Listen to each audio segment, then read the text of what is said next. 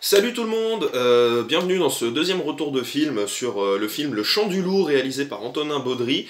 Alors c'est un film qui sort que le 20 février, j'ai eu la chance de le voir en avant-première jeudi soir, donc hier, parce que moi j'enregistre le vendredi matin.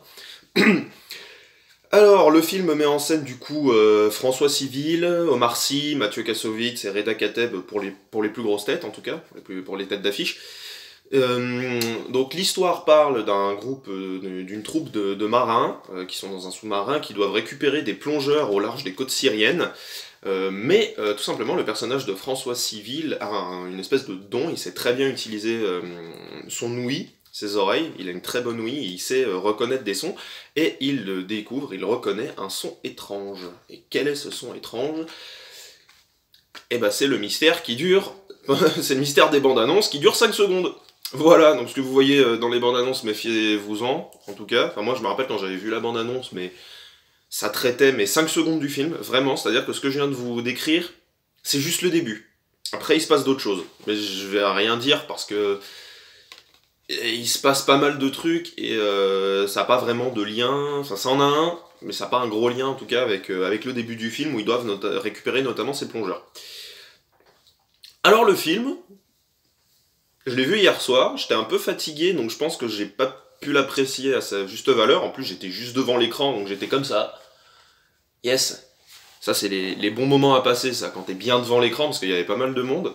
C'était une soirée un peu spéciale, justement, avant-première, organisée par le cinéma à Annecy.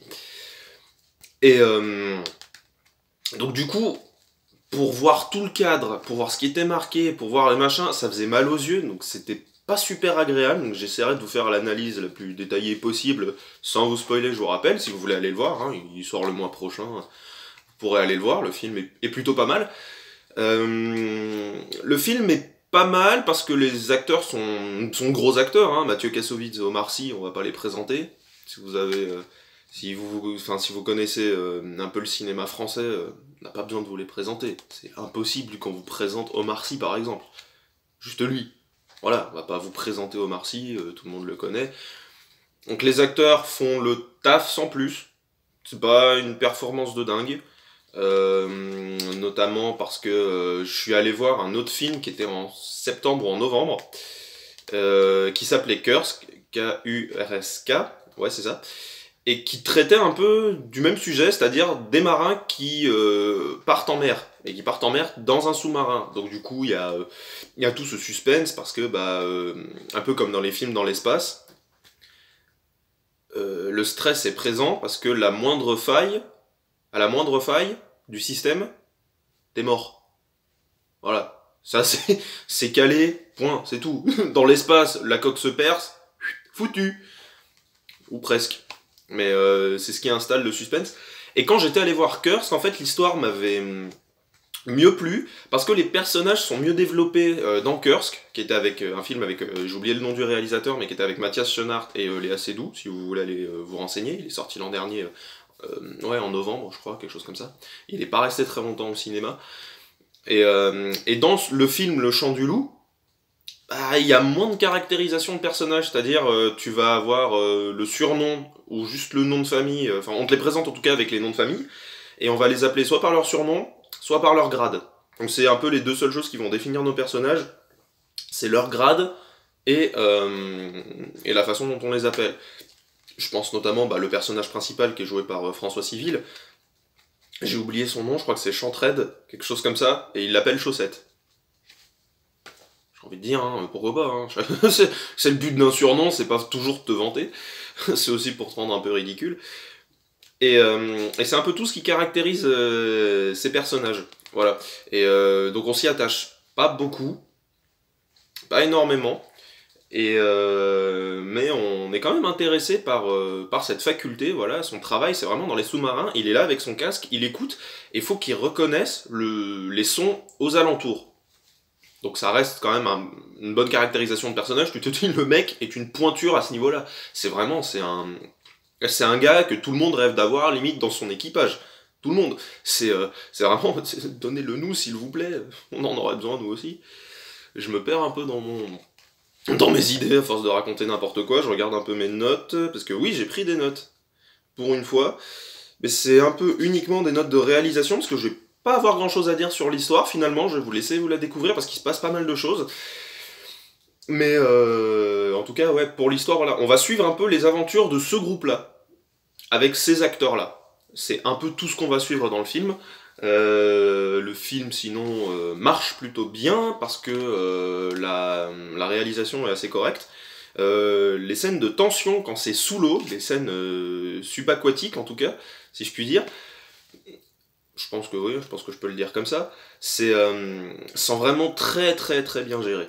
Très bien géré. Il y a tout un travail du son dans ce film. En plus, j'étais juste à côté de l'enceinte, donc c'est limite si je suis pas ressorti avec un acouphène. Mais le son est très très très puissant. En plus, t'es sous l'eau, donc t'as une espèce de pression, enfin vraiment un son qui est écrasant. Et d'ailleurs, note intéressante, enfin moi je trouve ça intéressant, si vous si vous restez jusqu'à la fin des génériques, si vous le faites pas, je vous en voudrais pas, hein.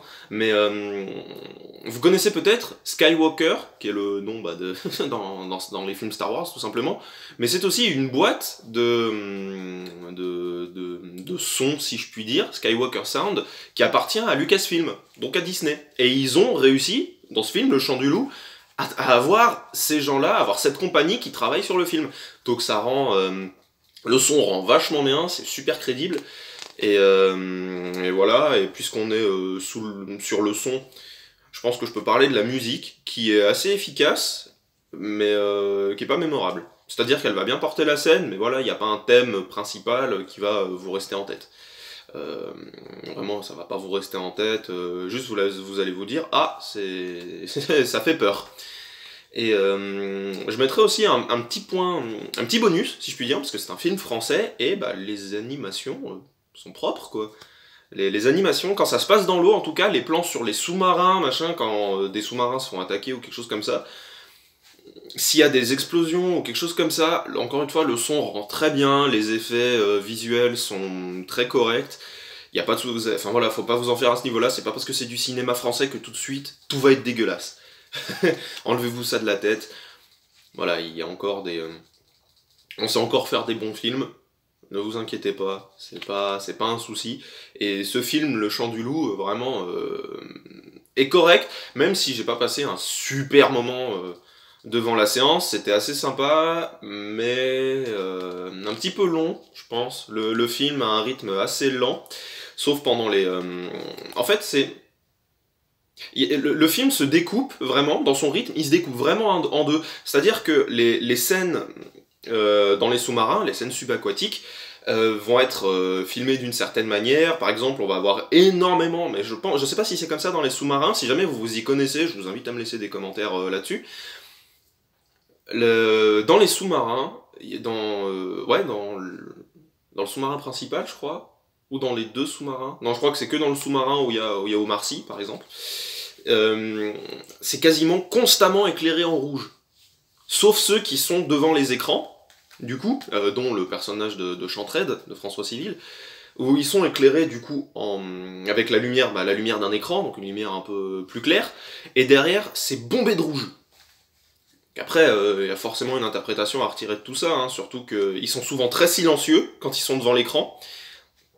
Et quand ils se retournent dans le côté rouge, en fait, c'est un peu le côté vraiment... le côté un peu danger, si vous étiez dans un film de Shyamalan. On y reviendra dans quelques jours, hein, dans une bonne dizaine de jours, on en parlera de Shyamalan. Je commence déjà à faire du teasing dès la deuxième vidéo. Je m'en excuse. Bon, on essaye, hein, encore une fois. On tente. Et du coup, ouais, il y a toute une opposition entre ce côté rouge des sous-marins et un peu plus blanc des écrans, mais il y a également des côtés, justement, l'atmosphère qui est oppressante dans les sous-marins, et va y avoir des coupes très brutales quand vous passez à l'extérieur.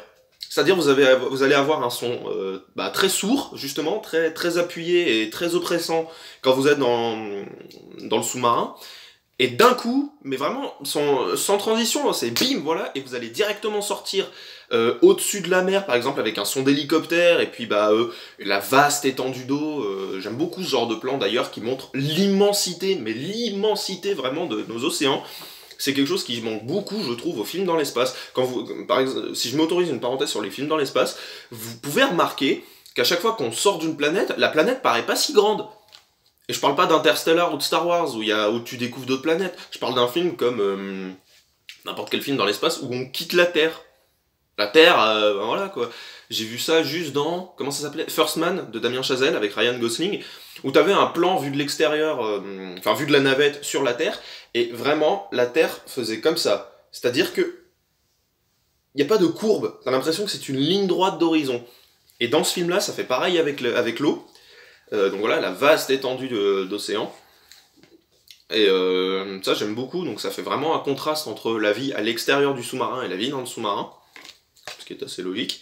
Et qu'est-ce que j'ai d'autre? Oui, les tensions, donc du coup, ouais, les tensions sous l'eau, ça marche vraiment bien. Un dernier petit truc, deux derniers petits trucs sur la réalisation, il y va à mort sur les gros plans. Il y a des gros plans tout le film. Tout le film. Après, c'est logique parce que le personnage a souvent des décisions rapides à prendre, donc quand il est cadré juste là, ça le laisse tout seul, c'est-à-dire que voilà, tout lui revient de droit, c'est absolument pas les bons mots. C'est le matin, je suis fatigué, mais il est seul, voilà, c'est lui qui doit prendre la décision. Uniquement lui et pas les autres. Voilà, c'est son travail, c'est à lui de le faire, il est tout seul et ça te met vraiment ça crée une vraie proximité avec le personnage du coup. Dès qu'il y a un gros plan, c'est généralement quand ils ont une décision importante à prendre, il y a des gros plans, donc voilà, ça ralentit un petit peu le montage du film aussi, mais il y a des gros plans quasiment tout le temps. Et si jamais il y a des scènes de danger, là, il va y avoir un montage plus rapide, les coupes vont arriver plus vite, va y avoir de la shaky cam aussi. Il y en a pas énormément, mais sur des plans au début du film, hein, je crois, ils se font attaquer, quelque chose comme ça. Et voilà, hop, c'est du danger, ça court, il y a de la shaky cam, ça tremble. Donc franchement, la réalisation en tout cas est très efficace. L'histoire me branchait pas plus que ça, très honnêtement. En sortant de la salle, j'étais pas extasié, mais j'étais assez satisfait parce que ça reste un travail correct. Voilà, ça reste un travail correct. Il se laisse aller à quelques blagues également. Mais c'est pas vraiment des blagues, c'est plutôt des comic relief. Voilà, si vous savez si vous savez pas ce que c'est que le comic relief, ça se traduit par soulagement comique. Et dans un moment où il y a une grosse tension, on va ajouter une petite blague juste pour te faire souffler du nez. Et c'est exactement ça, ce qui se passe dans ce film. Notamment une scène, vous savez les musiques quand vous appelez pour faire vos papiers ou des trucs vraiment qui vous avez pas envie d'appeler. Figurez-vous la situation dans laquelle vous n'avez pas envie de téléphoner. Vous n'avez pas envie de téléphoner à une compagnie, et vous avez la musique d'attente qui rallonge votre temps d'appel et qui vous fait chier. Bah, il y a un truc comme ça dans le film, c'est-à-dire qu'ils sont au taquet, faut pas perdre de temps, c'est oui, passez-moi cette personne tout de suite, oui, ne quittez pas. Et il y a une musique d'attente nulle comme ça. Et j'ai pas explosé de rire, mais franchement, celle-là, elle est très efficace, très efficace. Et on s'attarde pas sur cette blague non plus. C'est-à-dire, voilà, on a la blague, vous l'avez compris, vous avez rigolé, on coupe, et on passe à autre chose. Donc du très bon travail, monsieur Antonin Baudry, vraiment, très beau travail. Je regarde quand même si j'ai parlé de tout ce que j'avais envie de parler, en tout cas. La vidéo était beaucoup plus longue que celle sur Bienvenue à Marwan. Je vous remercie d'ailleurs de vos réactions. Ça me fait vraiment plaisir que vous preniez le temps de regarder cette vidéo, parce que c'est vrai, il n'y a pas de montage, c'est éclairé n'importe comment, le cadre il est même pas droit, je tourne avec le smartphone, mais ça me fait vraiment plaisir de commencer ça cette année. Il y a des gros films qui arrivent en 2019, et ça me fait plaisir de faire des retours, parce que j'ai très envie de parler de cinéma depuis un petit moment. Donc je vous remercie de vos réactions, n'hésitez pas encore une fois à commenter, c'est vraiment le plus important pour moi, laissez vos commentaires sur Facebook en dessous de cette vidéo, faites tourner, partagez si cette vidéo vous a plu, si vous connaissez des gens qui aiment le cinéma sans plus, si vous voulez un peu leur faire découvrir, je pense que c'est ce que je vais essayer de faire tout simplement. C'est-à-dire que je m'attarderai pas ni sur le scénario ni sur la réalisation, je vais vraiment rester dans les basiques, voilà, là j'en suis à 15 minutes, ça fait déjà beaucoup. Mais merci à tous, suggérez-moi des films aussi, si jamais vous avez envie que je parle d'un film, j'ai déjà quelques projets dans ma tête sur des films, soit qui vont sortir, soit qui sont déjà sortis, mais que je compte voir pour la première fois, et donc vous faire un retour. Merci tout le monde de m'avoir écouté, d'avoir suivi cette vidéo, je vous dis à bientôt pour une prochaine vidéo, je vous souhaite une bonne journée, de l'amour, de la pizza et du bon cinéma, et on se dit à la prochaine pour un prochain retour de film. Salut!